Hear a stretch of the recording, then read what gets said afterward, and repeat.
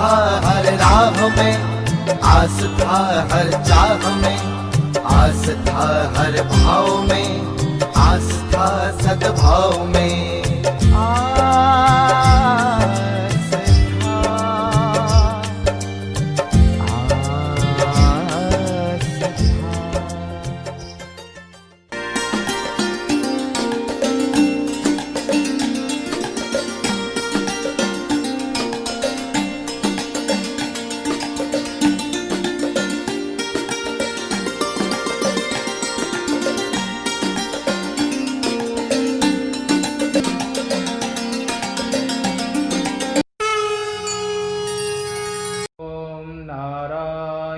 नमस्कृत्य नरो चैव नरोत्तमं देवीं सरस्वतीं व्यासं ततो जयमुदीरयेत। उपनिषद आश्रम उज्जैन से नित्य प्रति क्रमशः प्रातः काल के सत्र में आज दिनांक 24/11/2020 में शिव महापुराण के रुद्र संहिता में पार्वती खंड में 18वें अध्याय का प्रसंग है।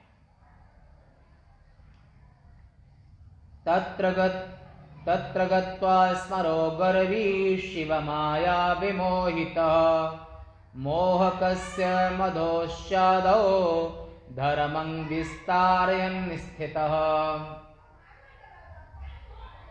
ब्रह्मा जी ने कहा, हे नारद, शिवजी की माया से मोहित वह घमंडी कामदेव वहां जाकर सबके मनों को मोहित करने वाली बसंत ऋतु की शोभा को फैलाने लगा।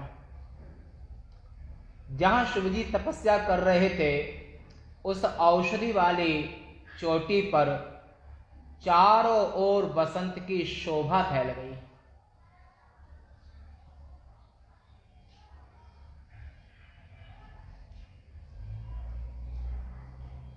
कामदेव के प्रभाव से उस वन की सभी वृक्ष लताएं आदि प्रफुल्लित हो गईं।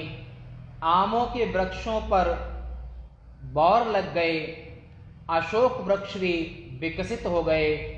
ये अत्यंत सुरभित काम तत्व को उभार रहे थे। भौरों से युक्त कमल पुष्प विशेष करके काम वासना को बढ़ा रहे थे। कोयल का कलरव काम की इच्छा को बढ़ा रहा था। उस समय वहां का वातावरण अत्यंत रमणीय और मनोहर हो गया। हे नारद, अनेक प्रकार से भौरे गुंजार करने लगे जो सबके मनों को अपनी ओर आकर्षित कर रहे थे और काम वासना को बढ़ा रहे थे। चंद्रमा की कमनीय कांति चारों ओर फैल चुकी थी। वह कामी तथा कामिनियों की मानो दूती का कार्य कर रही थी। इस अध्याय का प्रसंग ही है कि काम का विस्तार। महादेव के पास में काम ने अपनी मन काम कृत विकार वर्णन, इस 18वें अध्याय का। वह चंद्रमा की कांति पत्नी से रूठे हुए लोगों को मानो उनसे मिलने की प्रेरणा दे रही थी। सज्जनों को सुख देने वाली, विरही जनों को दुख देने वाली हवा बहने लगी। इस प्रकार कामदेव को बढ़ाने वाला बसंत ऋतु का विस्तार वनवासी मुनियों के लिए अत्यंत असह्य हो गया। जड़ सृष्टि भी उस समय कामासक्त हो गई। चेतना युक्त प्राणियों की तो बात ही क्या है। इस प्रकार उस बसंत ने सभी प्राणियों को अपना असह्य प्रभाव दिखलाया, जिससे सभी प्राणियों के मन में काम वासना जाग उठी। लता निहार लवै नवै तरु शाखा, जब लगी काम शंभु पै गए हो, उभय घरी यस कौतुक भयो। धरीन काहू धीर, सबके मन मनसिज अहै,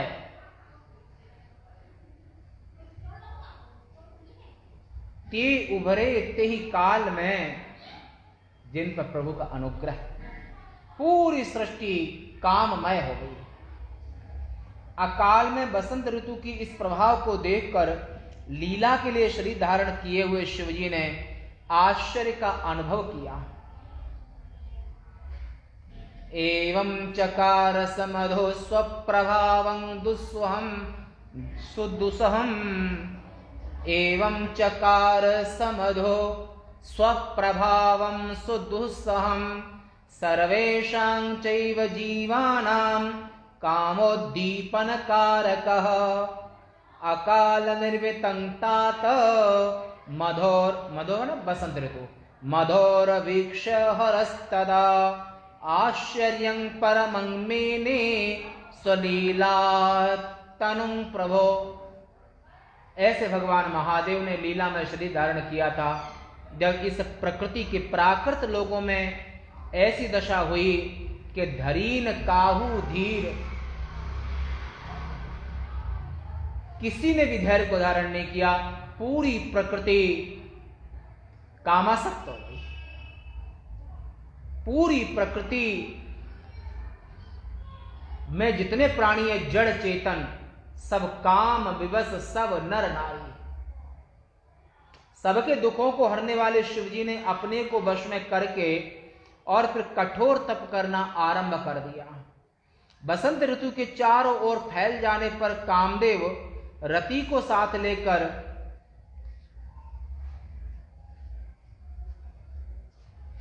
और धनुष पर बाण चढ़ाकर और शिवजी की बाईं ओर खड़ा हो गया।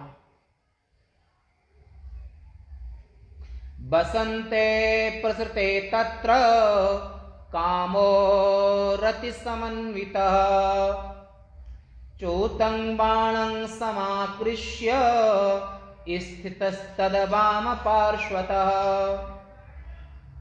कान तक खींच करके और कामदेव महादेव के बाईं ओर खड़ा हो गया। सभी प्राणियों को मोहित करता हुआ अपने प्रभाव को फैलाने लगा। रति के साथ कामदेव को देखकर कौन मोहित नहीं हो जाएगा। इस प्रकार सहवास करते हुए श्रृंगार भी अपने गणों के साथ हाव भाव से युक्त होकर शिवजी के समीप पहुंचा। श्रृंगार रस हृदय में रहने वाला कामदेव बाहर प्रकट होकर शिवजी के शरीर में छिद्र देखने लगा, जहां से वह भीतर प्रवेश कर सके। समय की प्रतीक्षा करने लगा कामदेव के महादेव जब भी असावधान हो और इनके अंतःकरण में मन में प्रवेश कर जाऊं। कामदेव को कोई अवसर नहीं मिला। जब कामदेव ने उस योगी के शरीर में कोई छिद्र नहीं पाया तब वह शिवजी को देखकर भयभीत हो गया। उनके मन को डिगा न सका, मन में विकार पैदा ना कर सका, उनके मन को विवश ना कर सका। योगी हैं और वो जब उनकी तपस्या से उनको डिगा न सका महादेव को, तो अंदर से भयभीत कंपित होकर के और ऐसे थर कांपने लगा।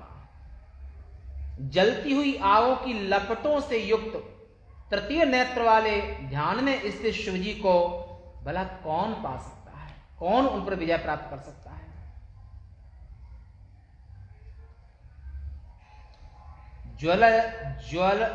ज्वलज्वालाग्नि संकाश भाल नेत्र समन्वितम ध्यानस्थं शंकरं को वा समासादयितुं क्षमा। महादेव पर निग्रह करने का सामर्थ्य किसी में भी नहीं है। ऐसे महादेव के मन में प्रवेश करने का इसको कोई अवसर नहीं मिला। इसी बीच में सखियों के साथ पार्वती अनेक प्रकार के फूलों को लेकर शिवजी की पूजा करने के लिए गईं। भूलोक में जिस प्रकार के महान सौंदर्य का वर्णन किया जाता है, उन सबसे अधिक सौंदर्य निश्चित रूप से पार्वती में है। मूल प्रकृति जगन माता है। ऋतु संबंधी पुष्पों को जब उसने शरीर पर धारण किया तब उसके सौंदर्य का वर्णन 100 वर्षों में भी कैसे हो सकता है। वेद व्यास कहते हैं जगन माता के सौंदर्य का वर्णन असंभव के समान कठिन है। जब वह पार्वती शिवजी के पास पहुंची, त्यों ही शिवजी थोड़ी देर ध्यान छोड़कर और बैठ गए। उस छिद्र को पाकर बगल में स्थित कामदेव ने हर्षण नामक बाण चलाकर शिवजी को प्रहर्षित कर दिया। पुलकायमान।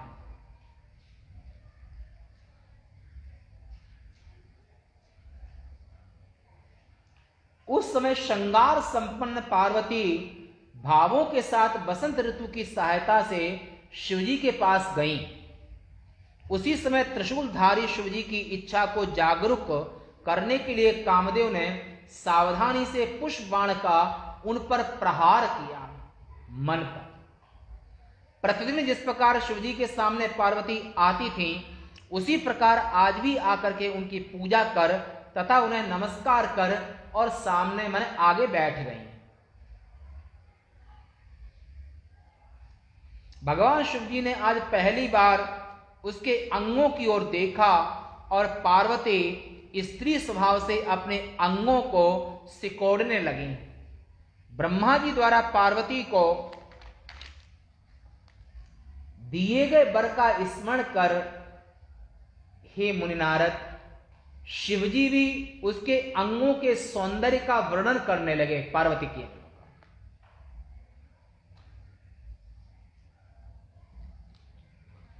शिवजी ने कहा, यह मुख है या चंद्रमा, ये दोनों आंखें हैं या नीलकमल, ये दोनों भौएं हैं या कामदेव के धनुष, इनका यह अधर है या बिंब फल, यह नासिका है या शुक की चोंच है, इनका स्वर कोयल के कलरव जैसा है, मध्य भाग कमर को क्या कहा जाए, मानो वह बेदी है, इनकी गति तथा रूप का वर्णन किया जाए, शरीर पर धारण किए फूलों वस्त्रों के बारे में क्या कहा जाए। सृष्टि में जितना सौंदर्य है, पूरी सृष्टि में ब्रह्मांड में जितना भी सौंदर्य है, वह सब एक ही स्थान पर रख दिया है पार्वती के शरीर में, मैंने एक ही स्थान पर रख दिया है। इनके सभी अंग अत्यंत सुंदर हैं, इसमें संदेह नहीं है। महादेव ने अपने मुख से इस तरह से पार्वती के अंगों का वर्णन किया। यह अद्भुत रूप वाली पार्वती धन्य है।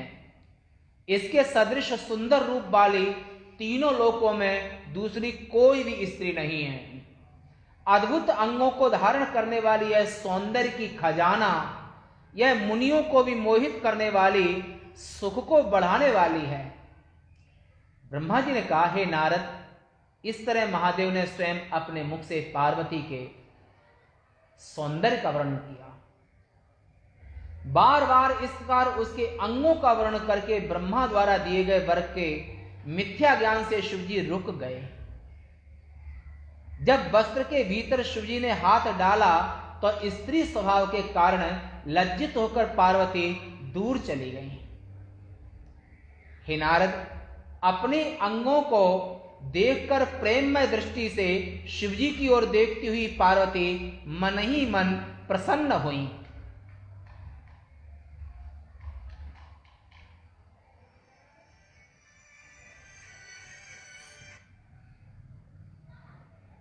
उनकी इन चेष्टाओं को देखकर शिवजी मोहित हो गए।